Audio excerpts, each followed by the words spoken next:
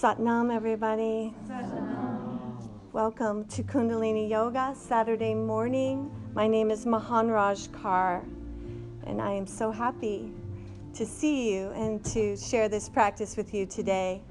How many of you have never done Kundalini Yoga that are here? Anybody? Okay, good. So you know what to expect. Good luck to all of you. We're going to have a good time. I know that there's a couple mommies, there's 3 mommies, I think, in the room that are bringing in these amazing souls that are choosing to come at this time. And we really, really, really are grateful and need their wisdom. So just a reminder, no breath of fire, no suspending the breath, no stretch pose, no engaging the abs, and no going upside down, which I don't think we're going to go upside down today anyway, so that should be easy to do. So I want to talk about the energy today. So we are going to prepare for the lunar eclipse on Monday. It is a full moon in Aquarius. The sun is in Leo. On Tuesday is what we call the Lion's Gate. The Lion's Gate has a lot to do with the 8-8, the infinity, but also the Christ consciousness as it comes through in like a lion form. And what we want to work with today is healing ourselves, really trusting our heart. Those of you that are in the teacher training, we're going to do a lot with our heart. And really, it's so important all of us understand that the heart actually thinks. It has an amazing amount of neurological cells. It actually speaks. It just doesn't have duality, and it does it in a different way. So to hone in on that can really help us to not be confused, because the heart is never confused. And so when we feel like we can't make a decision or we don't know which way to turn, you can be guaranteed you're not in your heart, because the heart is never lost. But what often happens is we don't trust our heart, because the heart is pretty courageous and might ask you to leave something, to do something, to be you in a situation where you'd rather hide, to say yes to a job, to say no to a vacation, to say, and your mind could do a debate on it, and then you're confused. But the heart already knew, and it said, don't do this. Or it says, yes, you must go. So we want to really play with that in this class and get ready for our lunar eclipse on Monday, because the heart is like Leo. Leo wants to be certain. It wants to be a lion. And when we heal and we can be in our certainty, we are of service. That's what Aquarius wants. It wants you to heal and be enough okay with yourself that you can look around your life and help somebody. Help somebody. We need to help more people. That is the key to our lives right now. Help more people. And the reason we don't is because the Leo in us is wounded. We don't think we have enough. We don't feel seen. We aren't feeling like we have enough energy to give. We need to keep it for ourselves.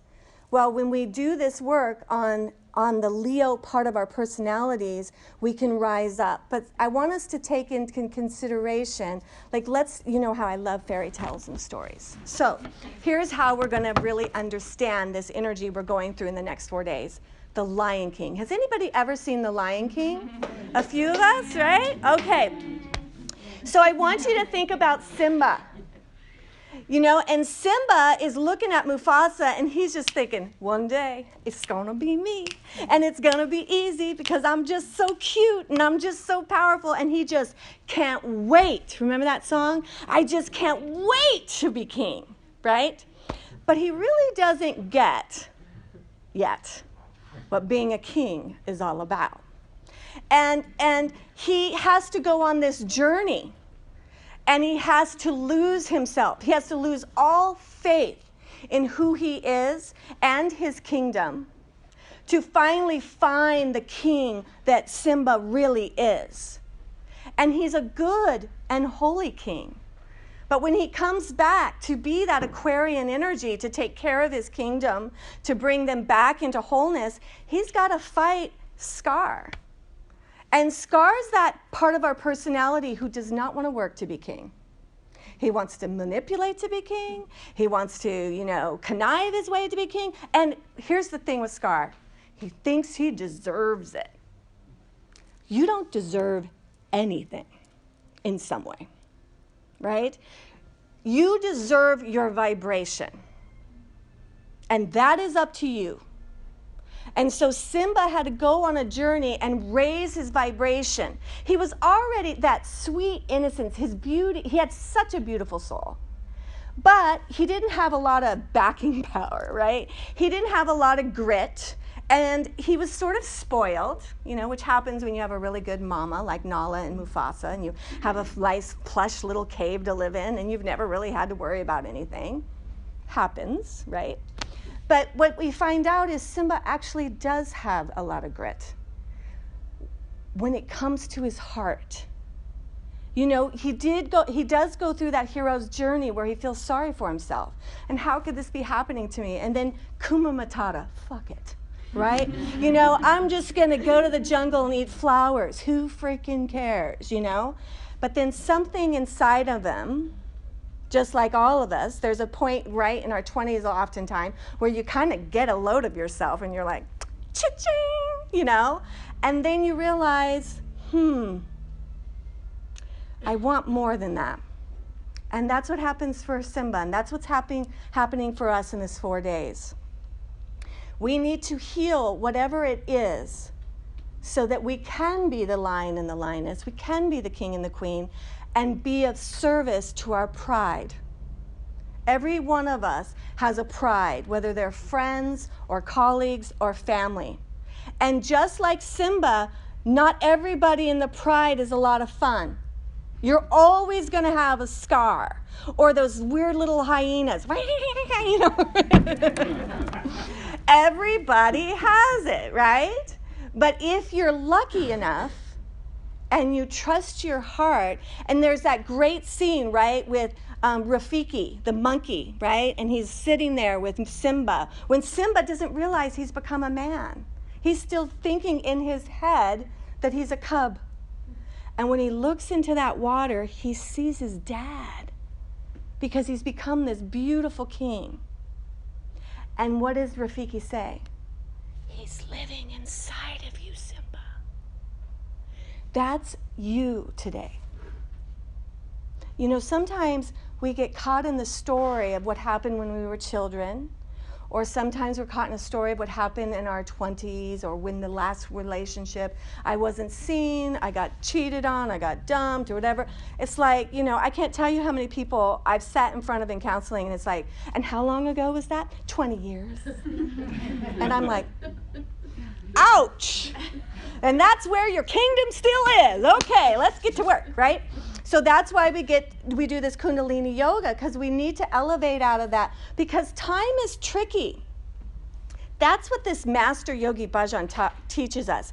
You are the master of time and space. That's why people can live in the past, because you have that kind of power. You can stay there as long as you really want to. You are a God force. Nobody can take that from you. You can also speed it up. I always think of when I got divorced when I was really young. I got married really young and I divorced really young. It was a quick lesson in disastrous choices. Anyways, but I remember this one girlfriend of mine, she was reading, I think it was Tony Grant back in the day, and Tony Grant was all about how to be a woman and others, and she said, well, you need to be alone for 7 years, and she had this whole thing about 7 years, and I felt like, no, I'd already been in a bad thing for 5 years. I'm not going to stay alone another freaking 7, but this was how long it takes to heal, right? And so we get ourselves in these rules and boxes and paradigms, and it doesn't matter. It only matters what's true for you. And so that's really a big part of what we're doing. If you need to make an evolutionary leap between now and Tuesday, then do it.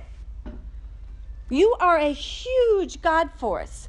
And that Simba in you, find the Simba. The Simba is a part of being king because he has this sweet innocence. You know, in that beginning part, it's just adorable how he just knows that the sun rises and sets on him. You know, and then he has to learn his whole lesson, but in the end, as a king, in some way, the sun does rise and set on Simba. He is the key to their safety and their becoming whole again. And that is this truth with every single one of us. The sun is rising and setting on you. It's giving you all the vitality to heal. And this eclipse, this full moon and sun are asking you to trust this. If you will be the best part of who you are, unabashedly, you will find that there is some place in your life right now where you're going to be able to be of service and offer something that is so needed. And imagine if everybody on the planet in the next 4 days did that. Imagine if whole countries evolved like that, that the rulers of our nations by Tuesday decided, how can I be of service? It can happen if we start with us. So let's do that. Rub your hands together. Take a deep inhale. And then exhale with a sigh. Inhale deeply. Exhale with a sigh. Inhale deeply.